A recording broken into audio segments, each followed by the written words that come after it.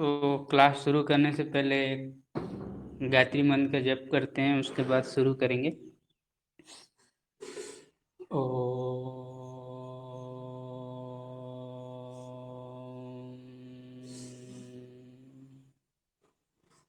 ओ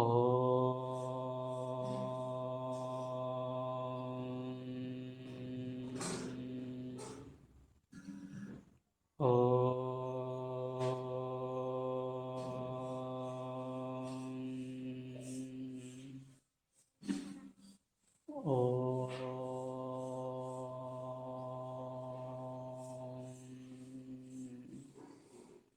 ॐ भूर्भुवः स्वः तत्सवितुर्वरेण्यं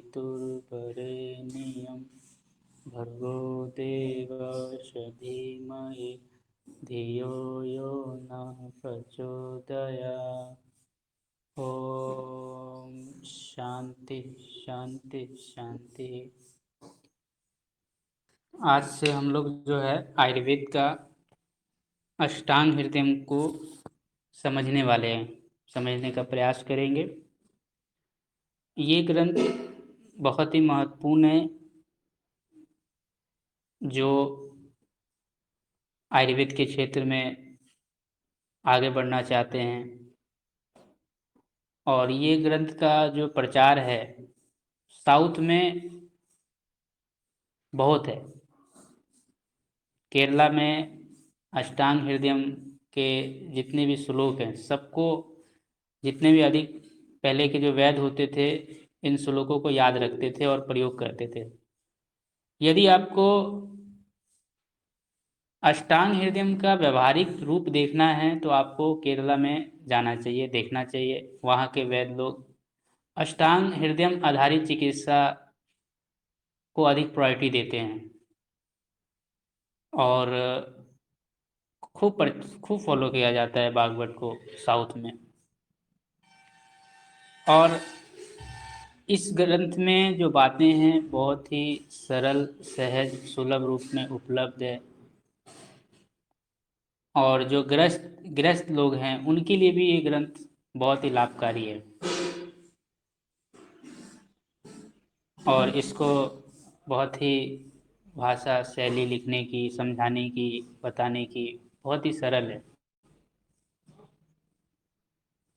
और इसलिए अपने आप में लोकप्रिय भी है। और इसके कई सारे योग बहुत ही simple simple, easy to do, आसानी से करने योग वाली हैं। जहाँ पर अन्य ग्रंथों में बहुत सारे ऐसे योग जो जिनका बनाना बहुत ही मुश्किल है, बहुत मुश्किल था, प्रैक्टिकली उतना संभव नहीं था बड़े बड़े योगों को, तो उन चीज़ों को उन्होंने हटा करके और जो सुगम और सरलता से की जाने वाली चीज़ें हैं उन सब को बागवट जी ने महत्व दिया है और उनको अपने ग्रंथ में स्थान दिया है। और जब आप अष्टांग हृदय पढ़ेंगे तो आपका जो आदर है, आपका जो सम्मान है, वो महर्षि बागवट जी के प्रति वो और अधिक बढ़ जाएगा। उनके द्वारा जो बताया गया ज्ञान है, यदि आप जानेंगे समझेंगे तो आपको समझ में आएगा कि ऋषि कितने दयालु होते थे, कितने ज्ञानी और कितने विद्वान होते थे। और ये सब जो चीज़ें इन्होंने प्राप्त करी, ये आध्यात्मिक थे, ईश्वर को मानने वाले थे। और दूसरा बात, जिनसे भी हम विद्या सीखें तो उनके प्रति हमारा एक गुरु का भाव होना चाहिए। तो जैसे हम लोग अष्टांग हृदय पढ़ रहे हैं, स्वाध्याय कर रहे हैं, तो अष्टांग हृदय के जो लेखक महर्षि भागवत जी हैं वो हम सबके गुरु हैं, क्योंकि हम उनसे सीख रहे हैं। और ऐसे संदर्भ में ये वाला भाव हम रख करके चलेंगे तभी हम वो सीख पाएंगे और समझ पाएंगे। तो अब हम जो है अष्टांग हृदय, मेरे पास जो अष्टांग हृदय है वर्तमान में, प्रथम अध्याय जी, वो भूमिका आप लोग पढ़कर आ जाइएगा, ठीक है, अपने हिसाब से। मैं अध्याय शुरू कर रहा हूँ।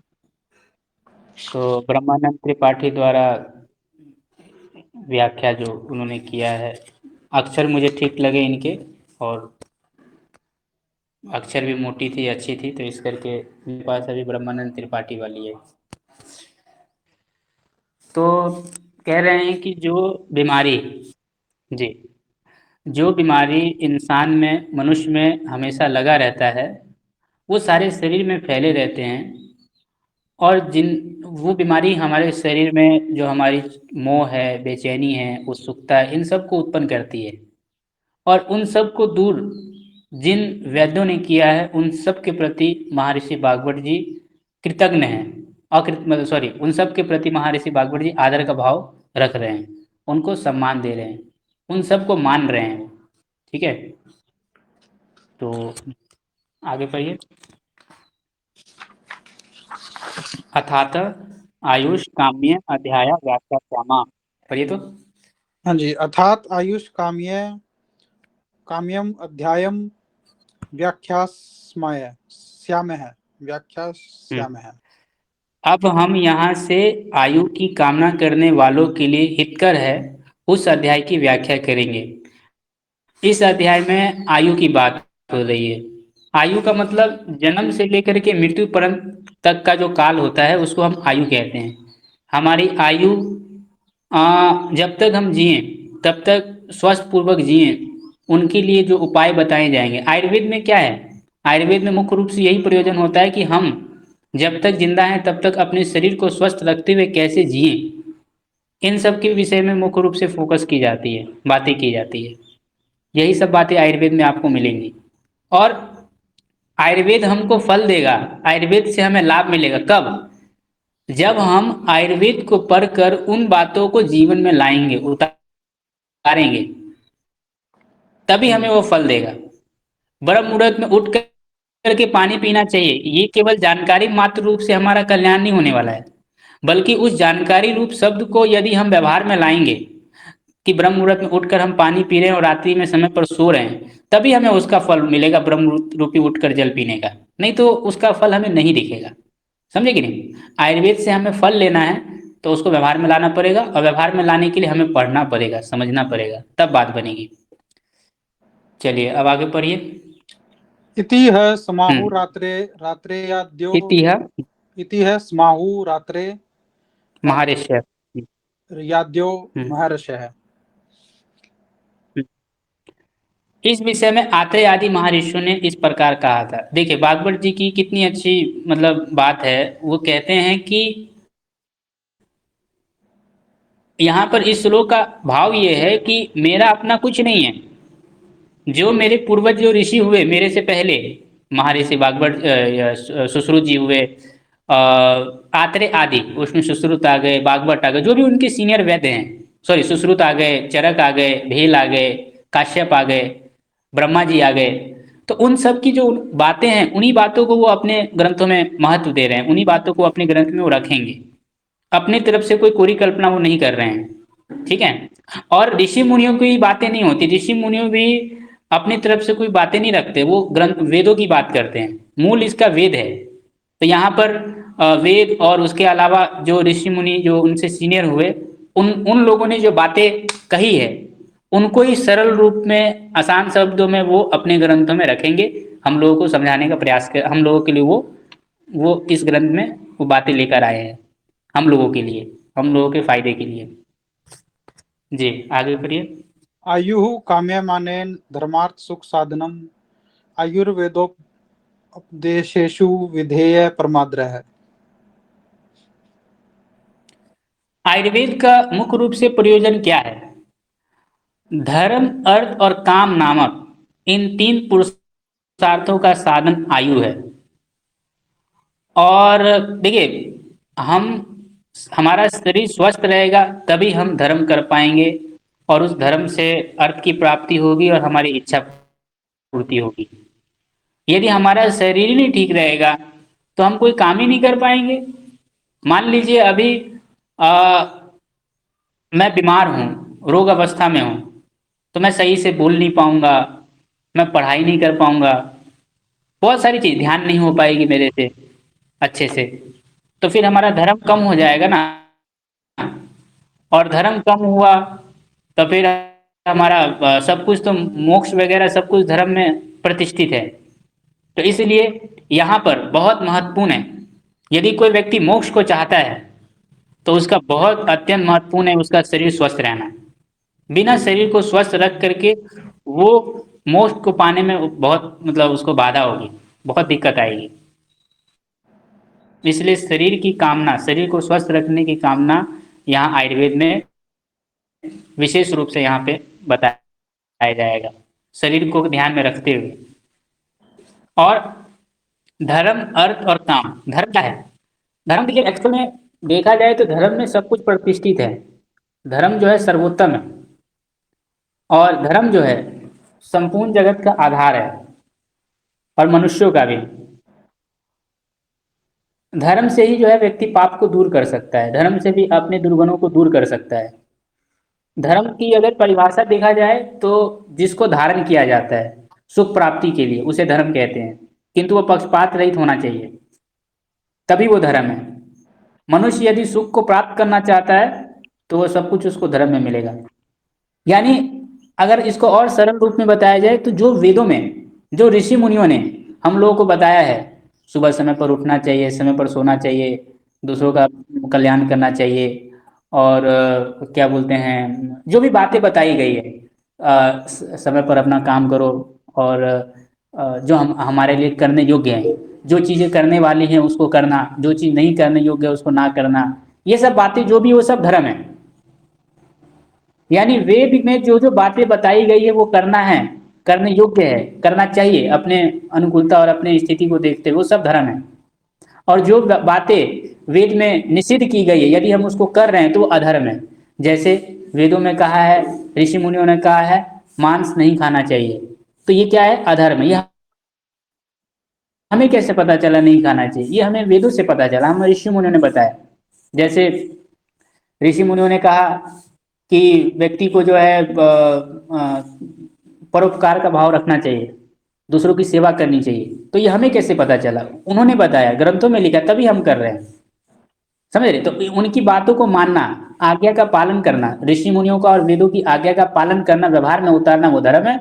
और उनकी आज्ञा का उल्लंघन करना, जितने जितने अंशों में हम आज्ञा का उल्लंघन करेंगे उतने उतने अंशों में हम अधर्म करेंगे, और जितने जितने अंशों में हम उनके आज्ञा का पालन करेंगे उतने उतने अंशों में हम धर्म कर रहे हैं। इसलिए धर्म को सरल रूप में समझना है तो आपको वेद और उसके अंदर जो बातें बताई गई आप उसको व्यवहार में लाइए, केवल जानने मात्र से नहीं होगा। धर्म का अर्थ होता है धारण करना, जिसको हम धारण कर सकते हैं।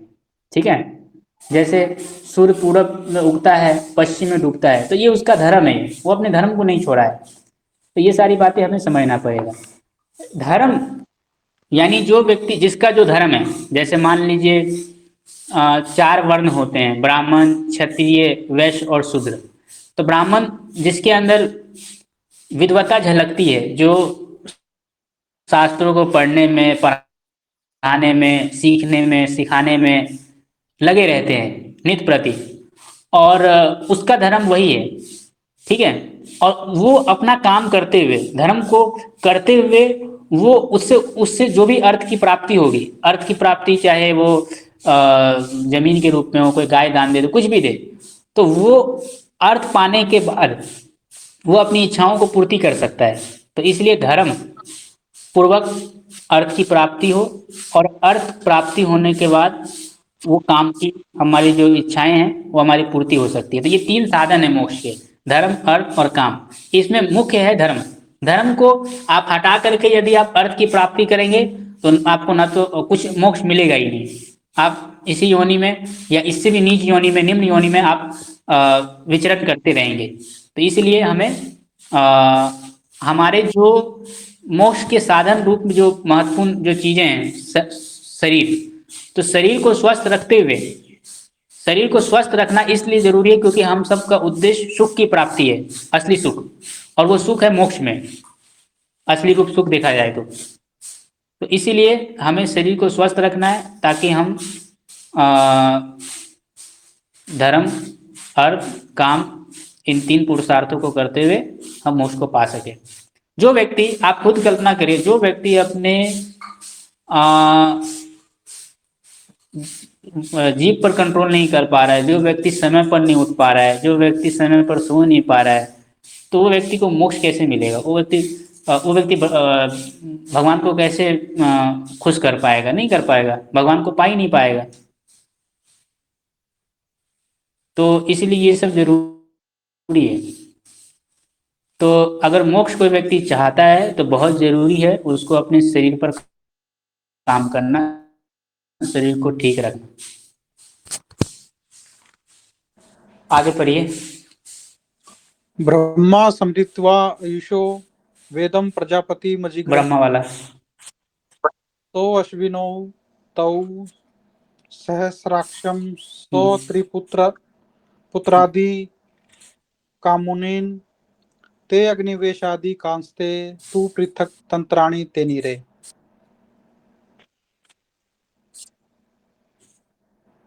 यहाँ पे इतिहास बताया जा रहा है कि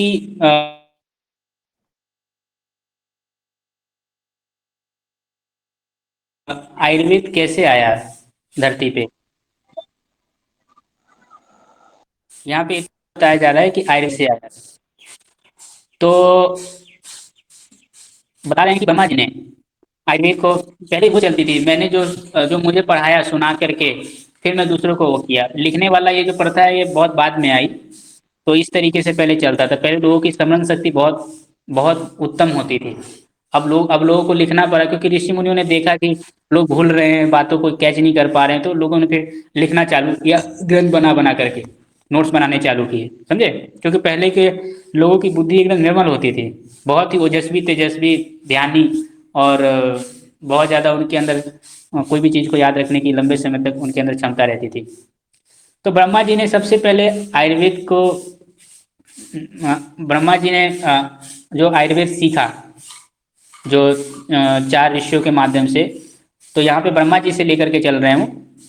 तो ब्रह्मा जी ने क्या किया, सबसे पहले उसने दक्ष दक्ष प्रजापति को पढ़ाया। दक्ष प्रजापति ने अश्वनी कुमारों को पढ़ाया, अश्वनी कुमार ने फिर देवराज इंद्र को पढ़ाया, और फिर देवराज इंद्र ने फिर आत्रेय पुत्र जो पुनर्वसु आत्रेय थे उन सबको पढ़ाया। और आत्रेय आदि महर्षियों ने फिर अग्निवेश, भेद, ज्योतकन, पराशर, हारित, क्षारपानी आदि को पढ़ाया। फिर अग्निवेश आदि महर्षियों ने अपने अलग अलग तंत्रों की विस्तार के साथ रचना की।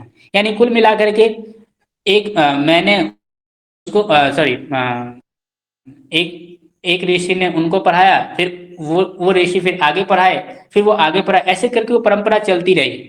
मतलब ये देखिए कितनी अच्छी चीजें थी, कितनी अच्छी शैली थी। हमारे ऋषि मुनियों ने एक परंपरा को कितना बरकरार रखे थे, सीखा और सिखाया, मतलब ये भाव होती थी। यही कारण है कि आज जो हम सभी के बीच में ये जो हम अष्टांग हृदय भी देख पा रहे हैं, उसका सबसे बड़ा अहम भूमिका है कि ये जो परंपरा है सीखना और सिखाने वाला वो चल रहा था, जो अब उस तरीके से नहीं रह गया। लोगों के अंदर सोच रहती है कि अब मैंने सीख लिया है, बस अपने तक सीमित रखते हैं।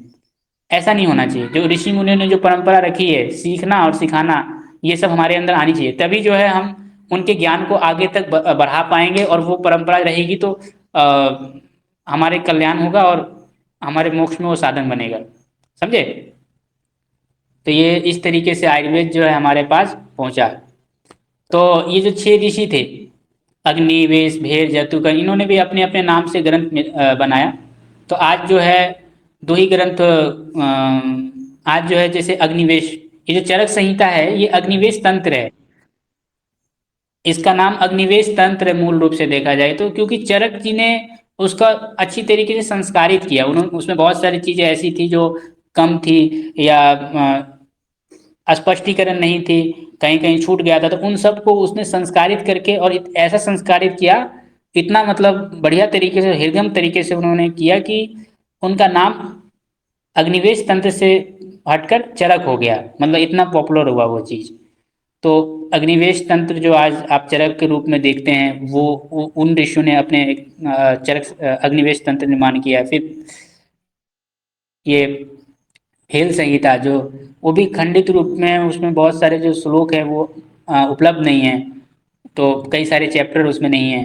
तो ये 6 ऋषि तो आज उपलब्ध हमारे पास अग्निवेश तंत्र और भेद, ये 2 चीज़ें होती हैं। लेकिन हारित पर एक संदिग्धता है कि जो हारित संहिता है वो आज का वर्तमान का ऋषि का है या फिर मध्यकालीन आचार्य का है, ये इस पर स्पष्टीकरण कहना थोड़ा दिक्कत वाली बात है।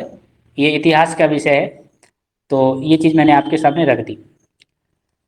चलिए, तो अब हम ये इतिहास की बात थी, अब आगे बढ़िए। एक ये इसको अष्टांग हृदय क्यों बोलते हैं? जी, अभी आगे आएगा। अच्छा, अभी आगे आगे आएगा। आएगा स्नान हृदय क्यों बोलते हैं। अगला श्लोक काय, इसी पे है। हाँ हाँ, हम्म। काय बाल ग्रहोर्ध्वा अर्ध्वांग शल्य दंष्ट्रा नहीं जराश। नहीं, उससे पहले कायबल से पहले अच्छा अच्छा, हाँ, वो तेभ्यो। नीचे है, तेभ्यो, अच्छा हाँ।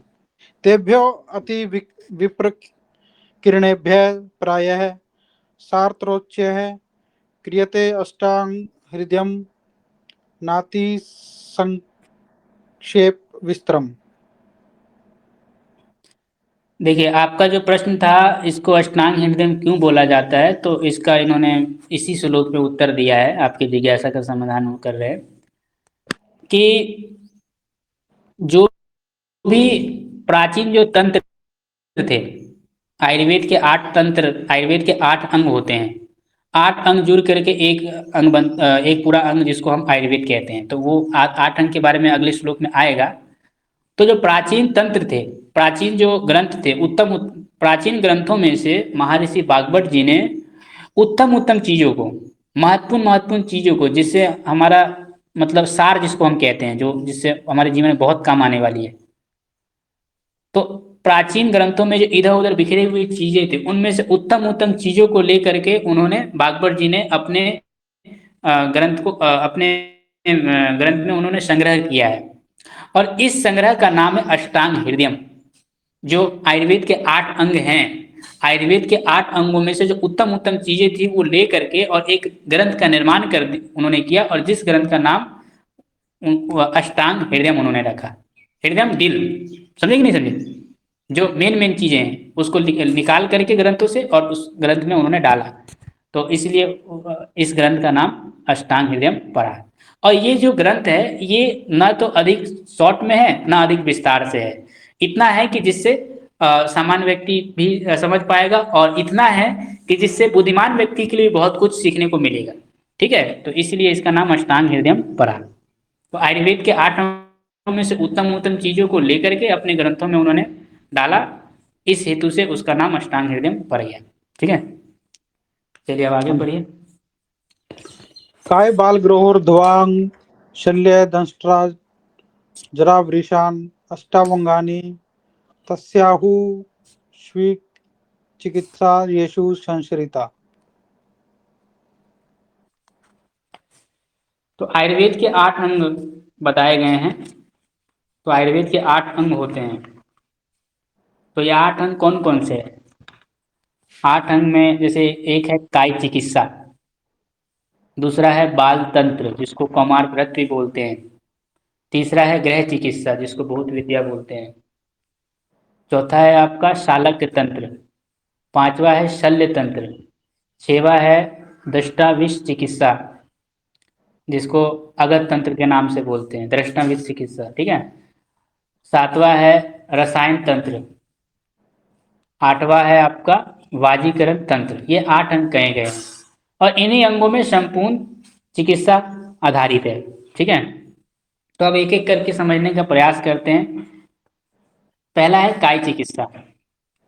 काय चिकित्सा किसको बोलते हैं? अग्नि को ध्यान में रख करके, अग्नि को ध्यान में रख करके जिस अंग में चिकित्सा वगैरह बताई जाती है, जिस ग्रंथ में, जिस तंत्र में, उसको हम काय चिकित्सा बोलते हैं। जैसे बुखार है, रक्त पित्त है, राज यक्ष्मा, टीबी है, मानसिक रोग है, पागलपन, मिर्गी, स्किन रोग, डायबिटीज, लूज मोशन, यानी पूरे शरीर में जो फैला हुआ रोग है उसकी शांति किस प्रकार से होती है ना, उसके लिए क्या क्या उपाय है, इस विषय, इस प्रकार का, इस इन सब चीजों की जानकारी जिस भी, जिस जिस अंग में आपको मिलेगा, जिस जिस ग्रंथ में मिलेगा, वो सब प्रधानता से जिस अंग में मिलेगा उसको हम काय चिकित्सा बोलते हैं। जैसे चरक, चरक में काय चिकित्सा की प्रधानता है। तो चरक कौन सा प्रधान ग्रंथ है? काय चिकित्सा प्रधान ग्रंथ है, ये हमें समझना पड़ेगा।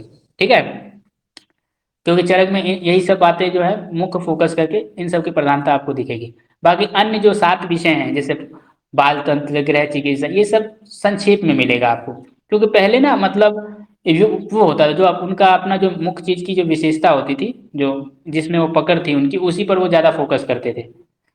और इसी उद्देश्य से वो ग्रंथ जो है उन्होंने बनाया है। दूसरा है आपका कौमार भृत्य।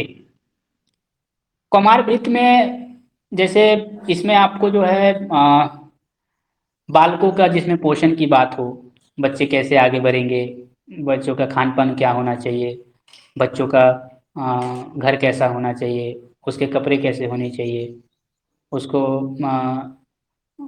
उसका विकास कैसे हो, इसके अलावा जो बच्चों की माँ है उसका दूध को शुद्धि कैसे किया जाए, उसके दूध को कैसे बढ़ाया जाए, है ना, और बच्चों के जो होने वाले रोग हैं, बाल ग्रह वगैरह रोग, उसकी शांति के लिए क्या क्या उपाय हो, इस प्रकार का जिस जिस ग्रंथों में भी आपको इस प्रकार की बातें की प्रधानता मिलेगी, वो आपका काय चिकित्सा का ग्रंथ माना जाएगा वो।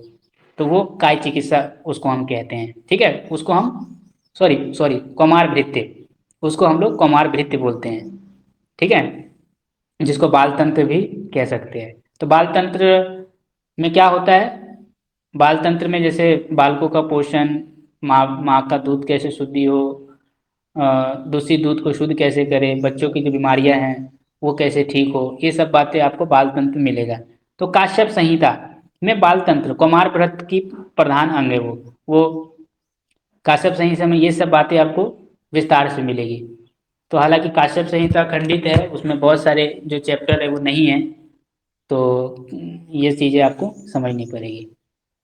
तो काय चिकित्सा के तौर पर आज वर्तमान में जो हमारे समक्ष उपलब्ध ग्रंथ है वो है एक चरक। ठीक है, और कौमार भृत्य के तो बाल तंत्र के तौर पर जो ग्रंथ वर्तमान में उपलब्ध हैं वो है एक काय चिकित्सा। ठीक है, अब बात करते हैं गृह चिकित्सा, भूत विद्या। गृह चिकित्सा में आ, ये होता है जैसे जैसे बहुत सारे सूक्ष्म जीव होते हैं जो आंखों से नहीं दिखते हैं, उनका नाम है देव, दैत्य, गंधर्व, यक्ष, राक्षस, पीतर, पिशाच, नाग, ये जितने भी सूक्ष्म जीव हैं वो भी बीमारी को उत्पन्न करती हैं। और वो बीमारी को दूर करने उनके बारे में जानकारियाँ और उन बीमारी को दूर करने के लिए जो उपाय हैं जैसे हवन है और दैव व्यापाशितगत जो भी उपचार इसके अंदर किया जाता है प्रधान तौर पर, दान है, पुण्य है, इन सब बातों की जानकारी जिसमें भी आपको मिलेगी, इन सब उपायों को दूर करने के लिए जो अंग है उसको हम भूत विद्या बोलते हैं। तो ये आपको समझना पड़ेगा। वर्तमान में भूत विद्या को भूत विद्या का जो तंत्र है वो उपलब्ध नहीं है। पहले जरूर रही होंगी, आयुर्वेद के 8 अंग है तो जब काय चिकित्सा का प्रधान अंग है, चरक हो सकता है, शल्य तंत्र का प्रधान अंग वाला ग्रंथ आपका सुश्रुत हो सकता है, तो बाकी के 6 अंग क्यों नहीं हो सकते थे? बिल्कुल हो सकते थे, लेकिन अब वो अनुपलब्ध है तो उसके बारे में हम अ, अभी नहीं कुछ बोल सकते। अब चौथा है आपका शालक तंत्र। शालक तंत्र जैसे कान, नाक, मुंह, नाक यानी जत्रु से ऊपर, गर्दन से ऊपर जो अंग है उसमें जो भी उत्पन्न हुए रोग हैं उनकी शांति के लिए, उसको ठीक करने के लिए जो उपाय हैं, है ना, और सलाका का जो यंत्र है उसमें जो उपयोग होता है जिस अंग में, उसे हम सालक तंत्र बोलते हैं। जैसे कान से मैल निकालना हो, आंखों में आयरन चला गया हो, तो वो उसको आंखों में से लोहा निकालना हो, तो वो सब जो है सालक तंत्र का विषय है, क्योंकि उसमें सलाका का यूज होता है। तो ये जो अंग है, यानी जिस अंग में सलाका यंत्र का उपयोग विशेष रूप में होता है उसको हम सालक तंत्र कहते हैं। ये हमें ध्यान रखना पड़ेगा। आजकल ईएनटी के नाम से होता है ना, ईएनटी डॉक्टर, जिसमें तो इसलिए पहले शालक तंत्र का एक अलग ही वो चलता था चीजें। ठीक है, शालक्य अब किसको बोलते सालक एक यंत्र होता है जिसमें सालाका यंत्र का जो है विशेष रूप से उपयोग होता है। जैसे मान लीजिए कान से मैल निकालना, आंखों से आयरन निकालना, नाक से नाक में जैसे वो क्या बोलते हैं मस्सा वगैरह रहता है उसको क्षारित करना, ये सब सालक तंत्र का विषय है। यानी गले से ऊपर जितने भी रोग हैं उन रोगों को ठीक करने के लिए जो भी यंत्र का उपयोग होगा वो सब सलाका के अंतर्गत आएगा, समझे कि नहीं।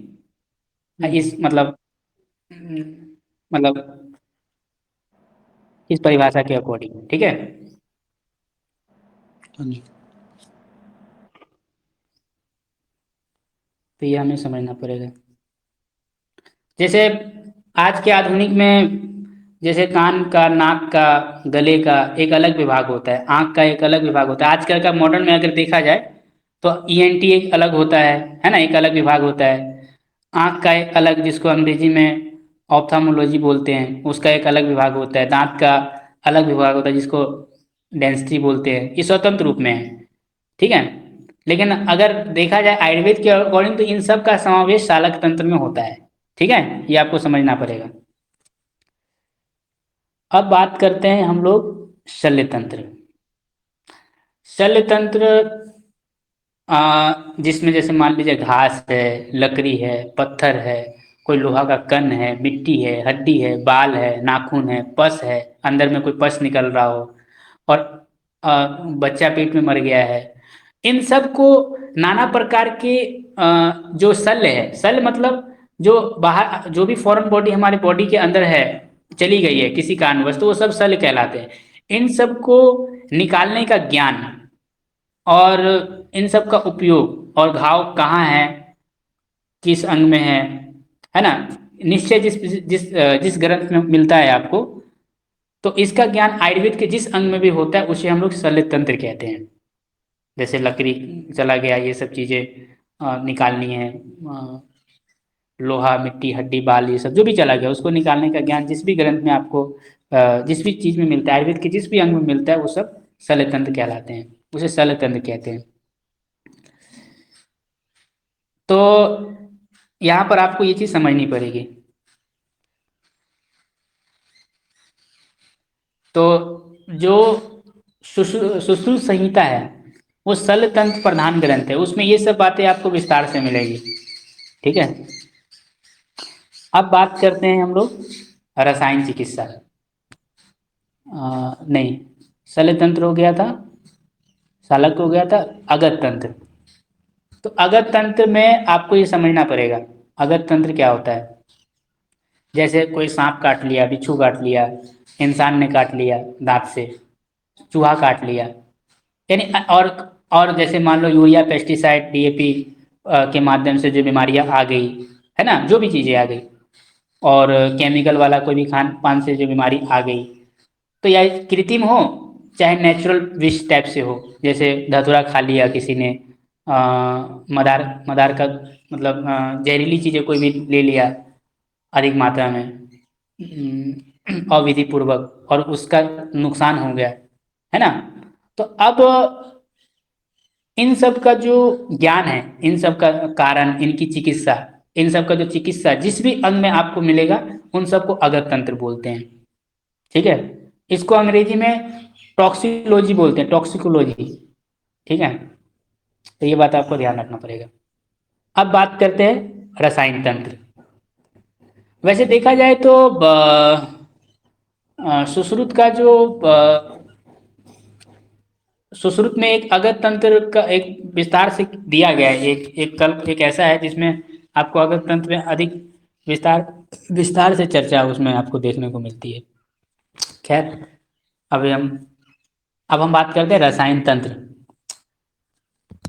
रसायन तंत्र जो बुढ़ापा को दूर करती है, जो बुढ़ापा को दूर करने वाला उपाय है, जो हमारे उम्र को बरकरार रखे, जो हमारी बुद्धि को बढ़ाए, जो हमारे बल को बढ़ाए, और जो हमारे नेचुरल इम्यूनिटी, रोग प्रतिरोधक शक्ति को बढ़ाने के लिए जो अंग होता है उसको हम लोग रसायन तंत्र कहते हैं।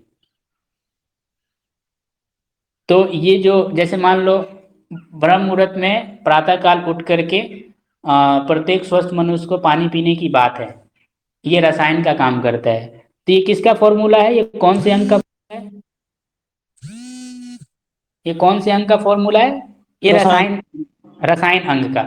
यानी आठों अंग मिल करके ही आयुर्वेद पूर्ण होता है, ये बात ध्यान रखिएगा। हमें कौन से अंग में, अब जैसे मान लो किसी को सांप ने काट लिया, तो सांप ने काट लिया तो आप पहले पहले एक अलग अलग विभाग होते थे, आयुर्वेद के 8 अंग के अलग अलग स्पेशलिस्ट होते थे, समझे कि नहीं। तो आप किसके पास जाओगे, काय वाले के पास जाओगे कि अगत तंत्र वाले के पास जाओ, किसके पास जाओगे बताइए। अगर किसी को सांप ने काट लिया तो किसको आप प्रायोरिटी दोगे, किसको प्रधानता दोगे। अगर अगर 8, अगर अगर तंत्र वाले को, आपको गोली लग गई, आप किसके पास जाओगे, काय वाले के पास जाओगे, सल वाले के पास जाओगे, ये बताओ। शल्य। सल वाले को। तो ये चीजें हमें समझनी पड़ेगी। अब किसी को बुखार हो गया, अग्नि कमजोर हो गई, तो आप सल वाले के पास काय वाले के पास जाओगे, सल वाले के पास जाओगे, ये बताओ। काय। काय वाले के पास। तो ये चीजें हमें समझना बहुत जरूरी है, ठीक है। अब बात करते हैं बाजीकरण तंत्र। तो रसायन समझ में आ गए। अब बाजीकरण तंत्र में जो लोग, जिनके अंदर वीर की कमी है, दुष्ट वीर है, छीन वीर है, और शुक्र वीर है, मतलब जो वीर में पुष्ट नहीं है, वीर दूषित है ना, जिनके संतान नहीं हो रहे, बच्चे नहीं हो रहे हैं, बांझपन की समस्या है, नपुंसकता है, और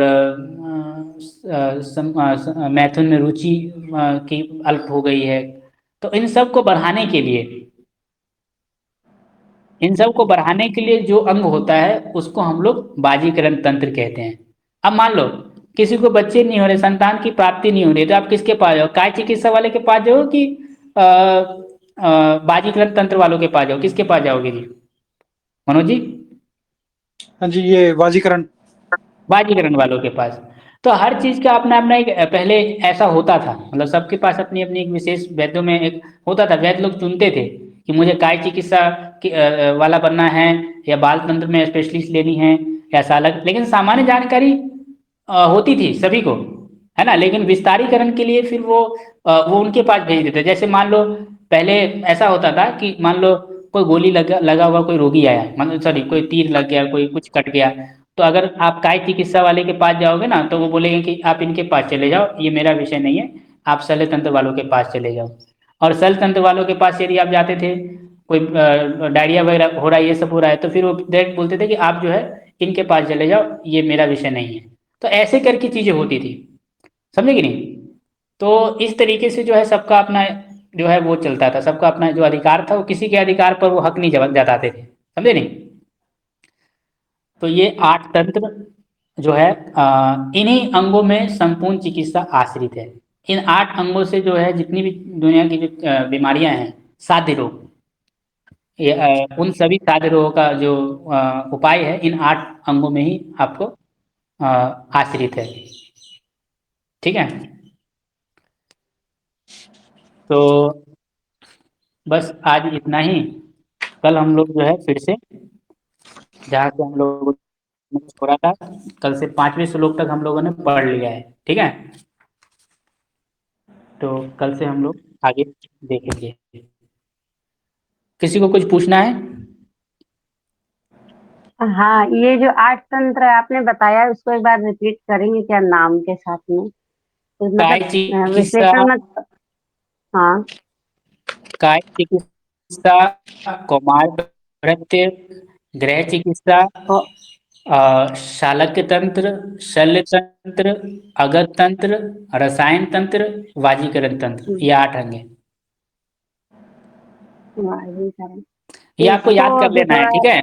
और हाँ, कल में हो सकता है। ये मैं मतलब कि जैसे आप श्लोक बोल रहे हैं पढ़ने के लिए, अगर उसका फोटो एक दिन पहले ऐसे टेलीग्राम पे डाल देंगे तो जिनके पास नहीं है तो उनको भी पढ़ने को मिल सकता है ना। ठीक है, डाल दूंगा मैं, आज ही डाल दूंगा, कोई दिक्कत नहीं। हम्म।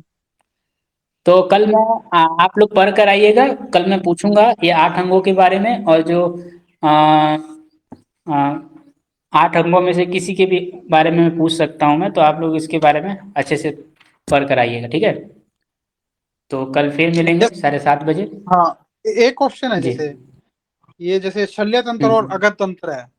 जैसे शल्य तंत्र क्या है कि कोई फॉरेन बॉडी अंदर चली जाए, तो अगत तंत्र में भी जी। तो हाँ, विष हाँ। अंदर जा रहा है, फॉरेन बॉडी है ना, तो दोनों एक तो समान ही विष है। विष वो विष के अंतर्गत नहीं, वो विष के अंतर्गत है। फॉरेन बॉडी वो दिख रहा है, वो कोई धातु, कोई चीज, कोई घास, कोई पत्थर, वो चीजें आ रही है ना, तो वो विष नहीं है ना। अच्छा, तो ये विष स्पेशल मतलब वो किसके लिए सद्य है? शरीर में अगस्त। फैल करके हाँ, हाँ, हाँ, हाँ। अच्छा। कोई काट लिया, कोई चला गया, कोई चीजें हो गई ना बाकी। हम्म। विष मारक होती है ना तुरंत, इस हाँ। करके उसकी एक अलग चिकित्सा होती है। लॉन्ग टर्म वाला भी होता है और शॉर्ट टर्म वाला भी होता है विष। कोई विष तुरंत मारती है, कोई विष देरी से मारती है। वो चीजें आपको आगे क्लियर हो जाएगी। और किन्हीं को कुछ पूछना है बिस्ला जी आपको? अब